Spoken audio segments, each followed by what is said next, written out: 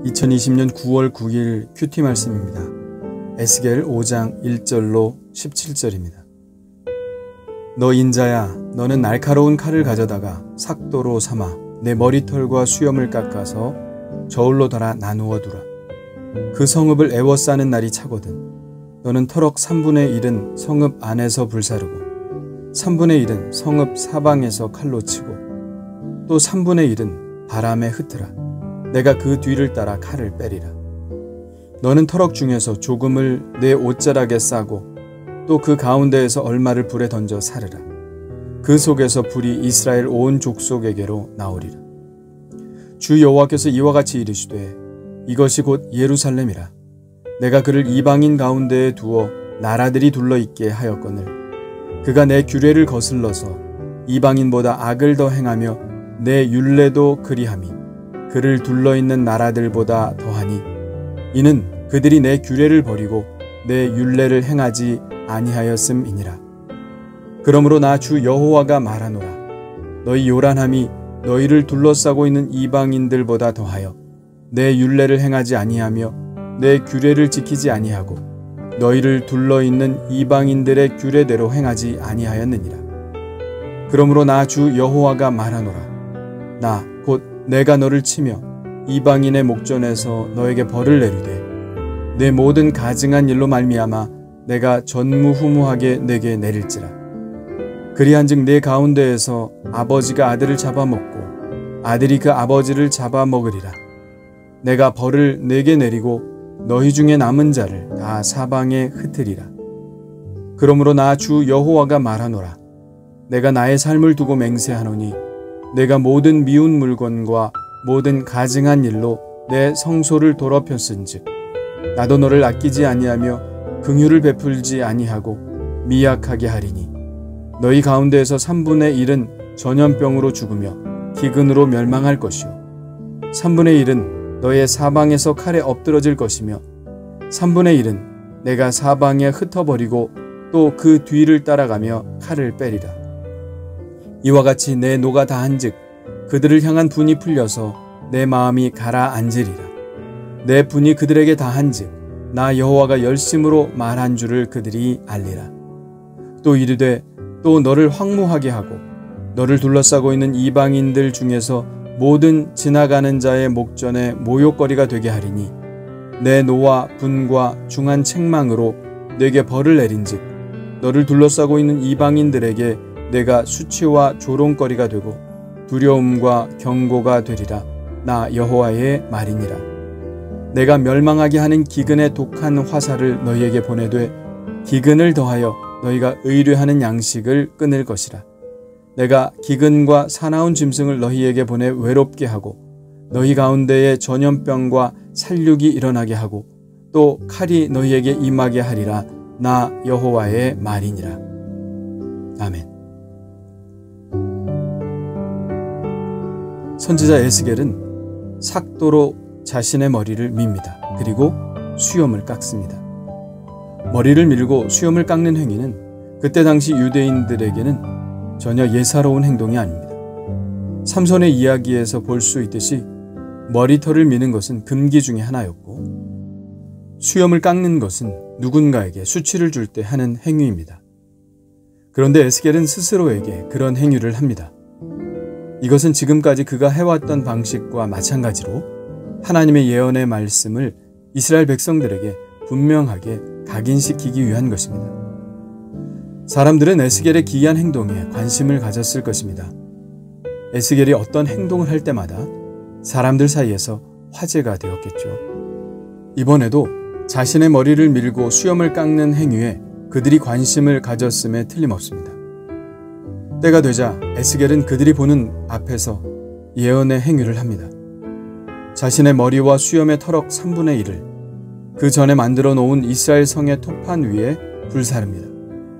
그리고 3분의 1은 성읍 사방에서 칼로 칩니다. 그리고 3분의 1은 바람에 날려보내죠. 이 상징 행위의 뜻이 무엇을 의미하는지는 능히 짐작할 수 있겠죠. 그러나 에스겔은 친절하게도 12절에 설명을 해줍니다.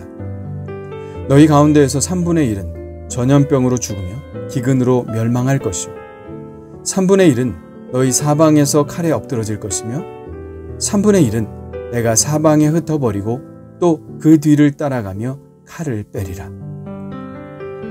그러니까 예루살렘이 이제 망할 때가 오는데 3분의 1은 성 안에서 기근과 전염병으로 죽을 것이고 3분의 1은 성 밖으로 도망하다가 죽을 것이며 살아서 도망한 3분의 1도 뿔뿔이 흩어져 생사를 알 수 없게 될 것이라는 말씀입니다.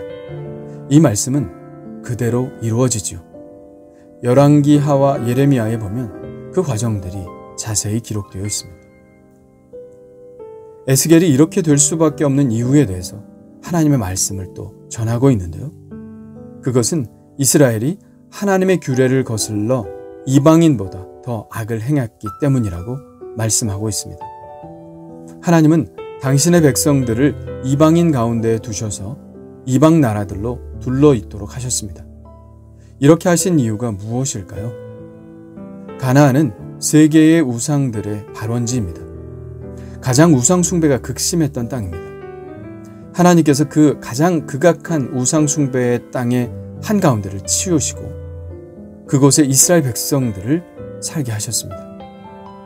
이스라엘은 우상 숭배가 가득한 나라들 사이에 섞여 살게 되었죠. 위로는 두로와 시돈, 아람과 아수르가 있었고 옆으로는 모압, 암몬, 에돔, 그리고 블레셋, 남으로는 애굽이 있었습니다. 이 땅들은 모두 우상 숭배가 극심하던 땅이었죠.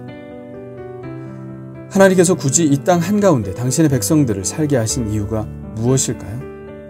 그것은 이스라엘 백성들의 삶을 통하여 이방 나라들에게 하나님의 이름을 드러내게 하시기 위해서입니다. 예루살렘과 온 유대와 사마리아와 땅끝까지 이런 신약의 말씀처럼 예루살렘에서 형성된 하나님을 경외함과 거룩함이 온 세계에 퍼지기를 바라셨던 것입니다. 그러나 현실은 그러지 못했습니다. 오히려 이방 우상 숭배의 영향을 더 받았죠. 오늘 본문의 하나님의 탄식과 같습니다.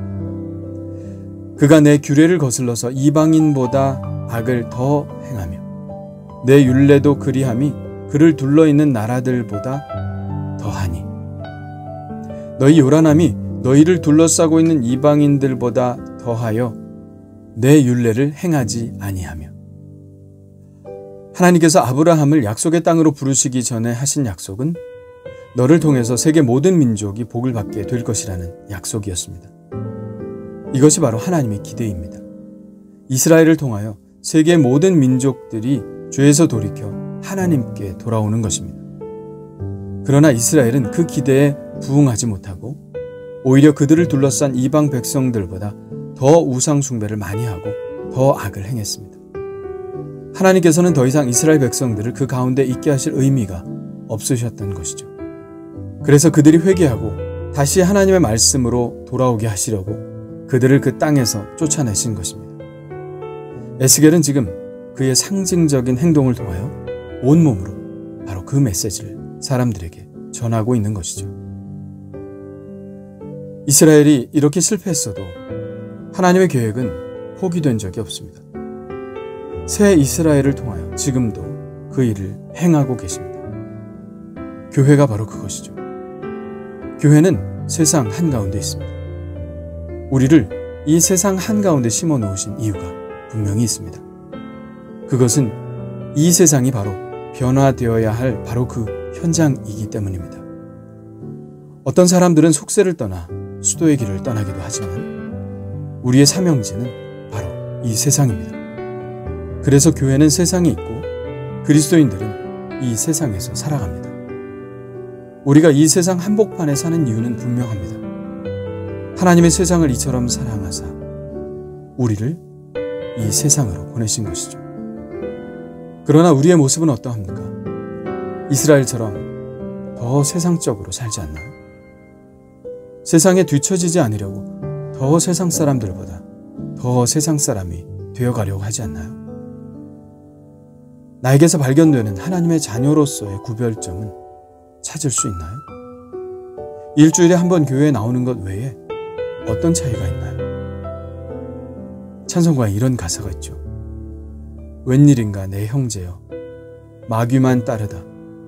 저 마귀 지옥 갈 때에 너도 가겠구나. 웬일인가 내 형제여, 재물만 취하다. 세상 물질 불탈 때에 너도 타겠구나. 예루살렘이 타는 것을 보면서 우리는 그 가운데 우리도 함께 타고 있지 않을까 생각해 보아야 합니다. 주님 감사합니다. 에스겔의 예언을 통하여 제 자신을 바라볼 수 있게 하셔서 감사합니다. 이스라엘은 하나님의 소망의 백성이었으나 하나님께 절망을 주었습니다. 하나님은 그들에게 기대하셨으나 실망만 안겨드렸습니다. 하나님은 이제 새 이스라엘인 교회를 통하여 이 일을 멈추지 않고 하고 계신데 이 하나님의 꿈을 마음속에 간직하게 하여 주옵소서. 세상에 물들지 않게 하시고 세상을 따라가지 않게 하시고 오히려 하나님의 말씀을 세상에 분명하게 전하는 사람이 되게 하여 주옵소서. 예수님의 이름으로 기도합니다. 아멘.